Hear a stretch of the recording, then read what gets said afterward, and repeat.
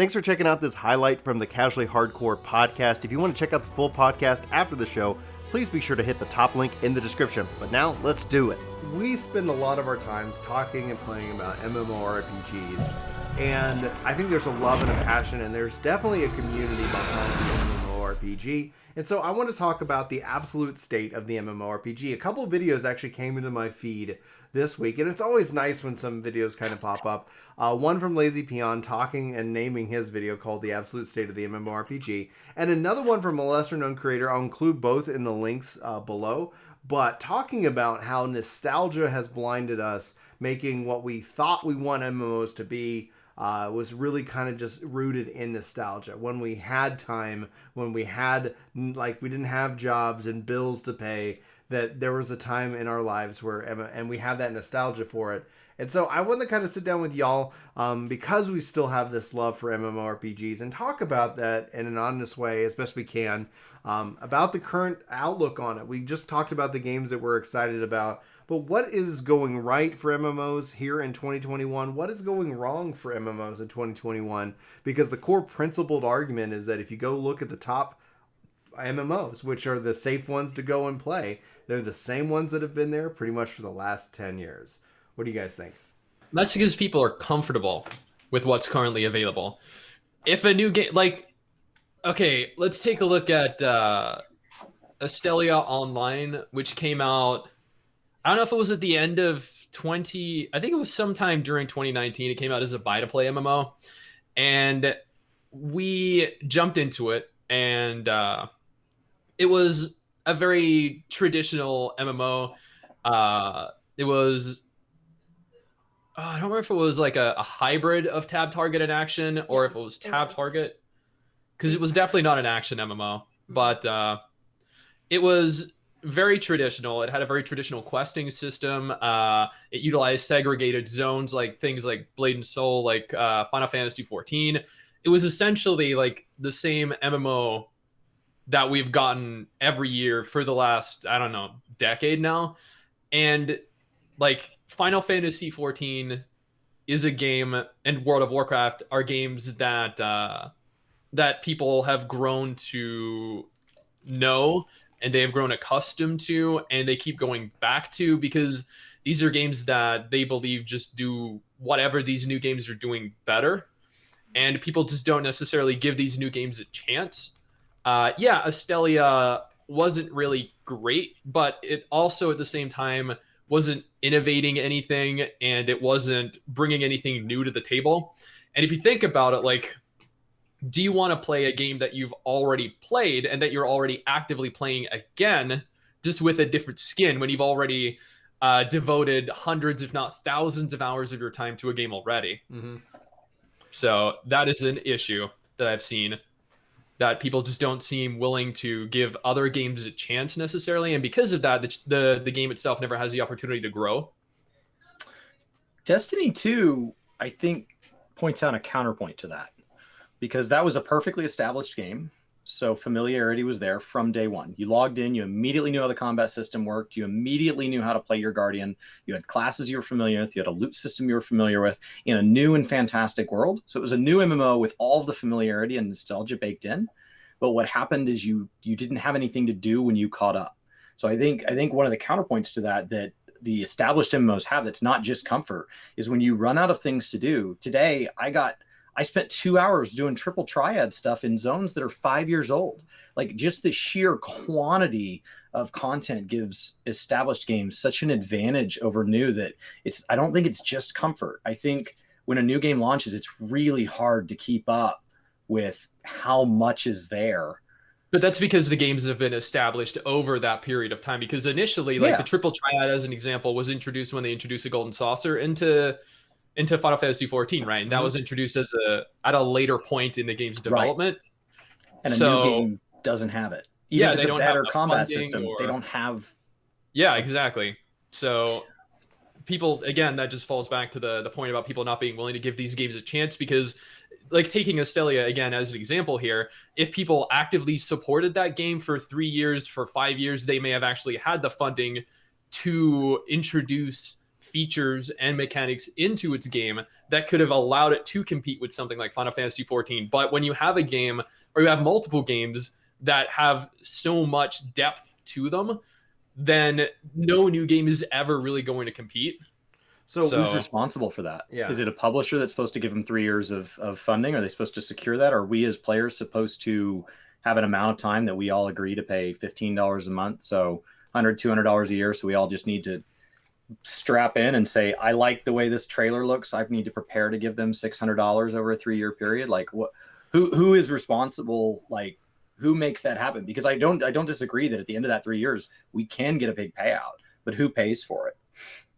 Well, I feel like due to players not wanting to invest money into it and time into it, and due to the developers themselves not having the funding to introduce features like that into the game, we're not really ever going to have a point, unless it's a developer like Riot Games with their new Runeterra MMO, unless they have like that initial funding at the beginning of the game's development, they're never really going to be able to introduce those mechanics into the game that will allow for players to dedicate the time and the money to it to allow for it to become successful. And that isn't the players' fault.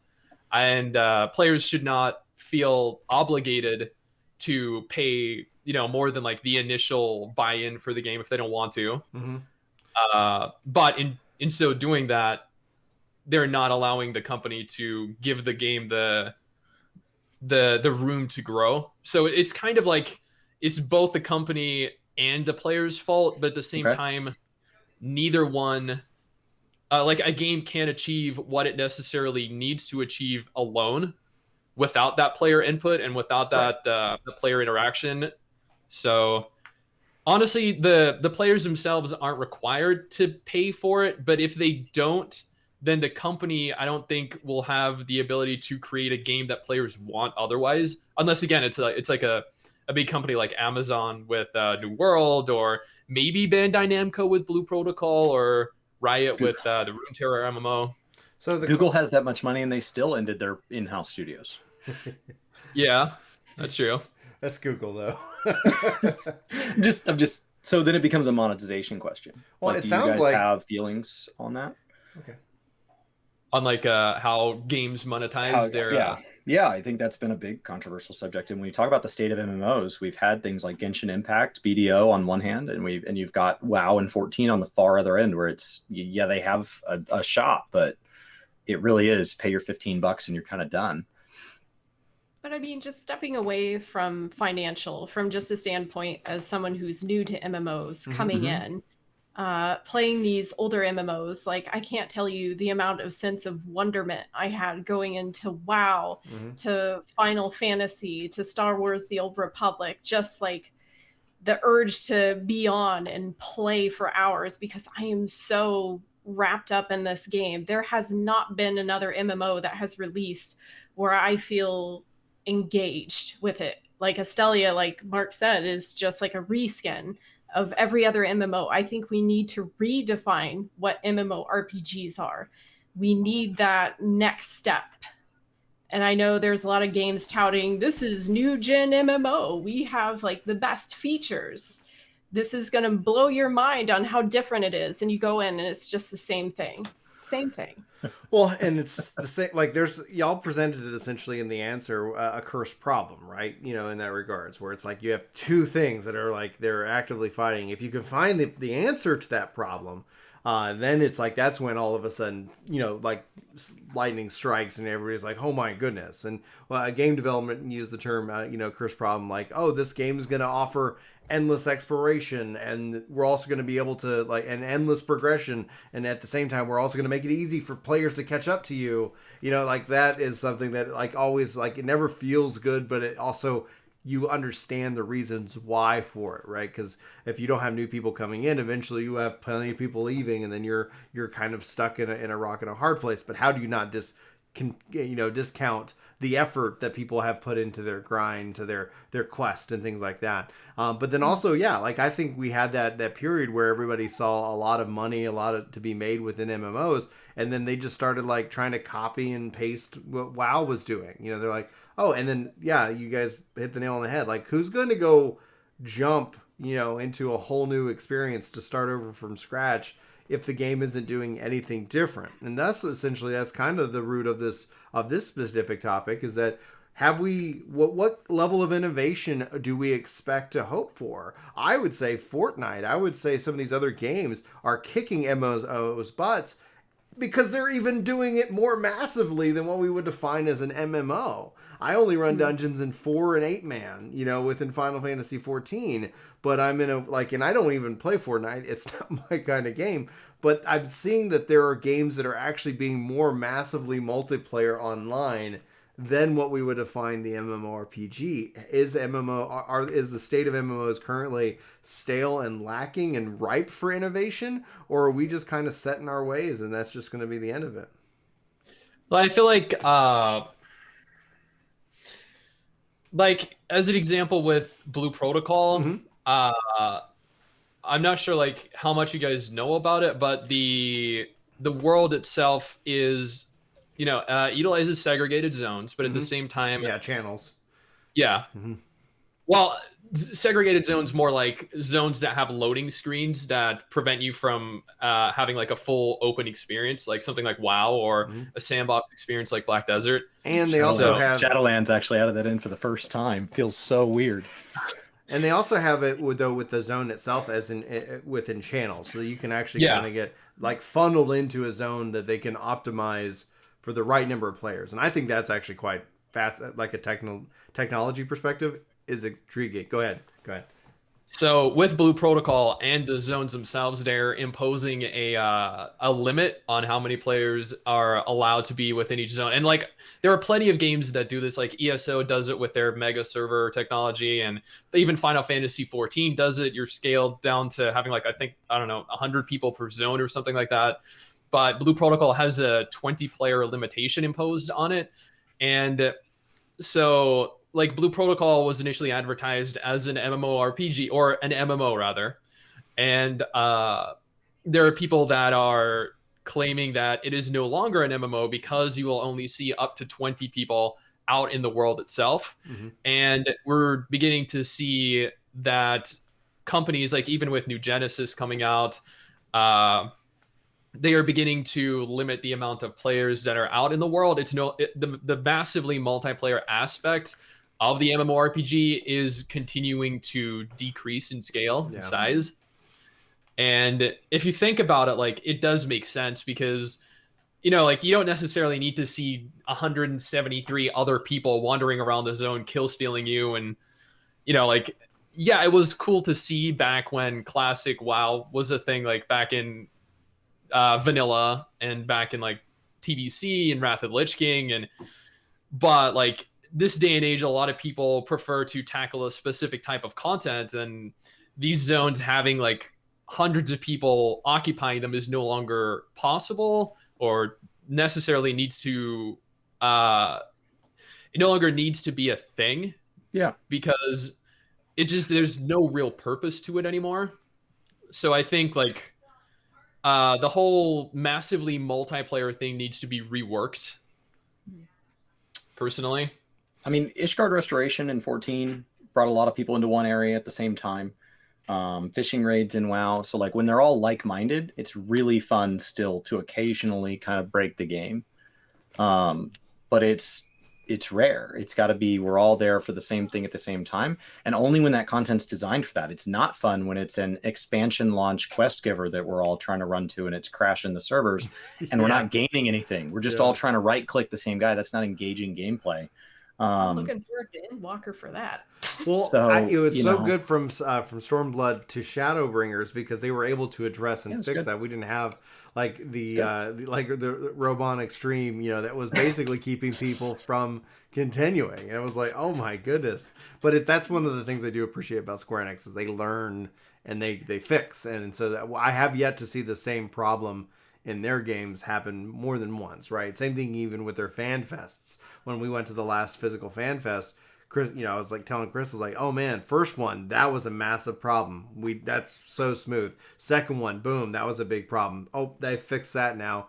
And it's like, okay, I'm wondering what this new if there's going to be a new problem. And overall, had a generally like incredible experience with it. So I always hope that people can learn. I think what y'all have brought up, and this is just my opinion, but just kind of in general to talk about it, is that I think essentially what is kind of currently holding MMOs back, because whether from the design perspective, a player perspective, comes down to technology. Not everybody has like machines that can, or the internet bandwidth that can, that like some of these things that I think would overall kind of bring in that kind of spice, that kind of like reinvigorating the genre.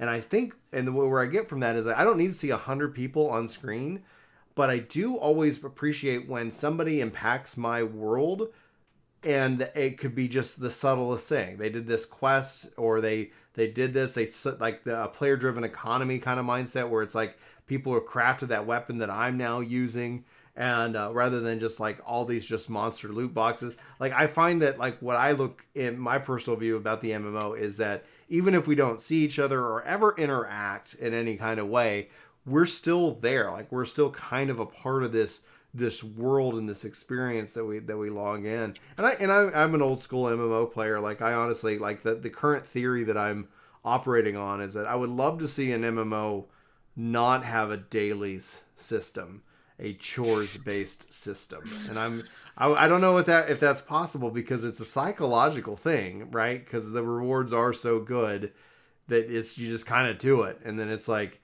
we've seen different iterations of it, but I'm kind of personally like would love to see an MMO that is just like, I just go and do whatever, like as opposed to like, I gotta log in and do my chores.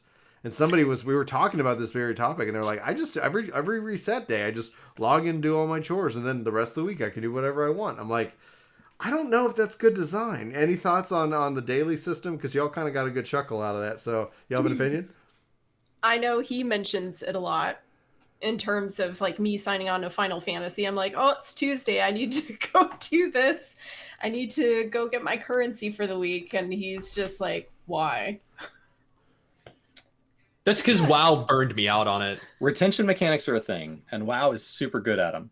Shadowlands, in my mind, is a good expansion. They did a great job introducing a lot of things. And where I'm hearing frustration are people that went in and they said, hey, here's 10 checkboxes, and we've built a crate you can open at the end of the state. If you do any of the 3 phases, you're good. And people are like, cool, I'm going to do all 10 and get all 3 rows, even though I can only pick one thing from any of them. And then they do 10 things every single week, each one being an hour or 2 long. And they really only like 3 of them, but they do the other 7 anyway. And then after a few months, out of nowhere, they're like, I think I hate this. It's like, yeah, you weren't supposed to do all 10. Like, nobody told you to do that. It's a lot of retention mechanics, but they wouldn't put them in the game if it didn't work. Like, WoW is the king of them. I quit WoW in Pandaria because they lifted the daily cap, and that didn't make me do more dailies, but I felt like I had to. Dude, back in Mists of Pandaria, like, oh god, just I get PTSD thinking about having to do dailies back then. That's when I quit. Is because I looked up and I had between raid and dailies, I had probably 30 hours of commitments a week before I was allowed to do something I wanted. And so like I was like, oh, I'm gonna go do these transmog farms, I'm gonna go do these, oh, somebody found this cool fun thing I'm gonna do, oh, I'm gonna go get involved in pet battles, I want to try out more PvP stuff, let me just finish my 40-hour job in WoW. And then I was like, wait, I'm paying them $15 a month to work 40 hours a week for them so that I'm allowed to play at the end. So a lot of things I like about 14, they actually existed in WoW when I quit. I just didn't know how to quit the job and not quit the game. And so I just left altogether and I skipped WoD. And I came back in Legion and I play the game differently now.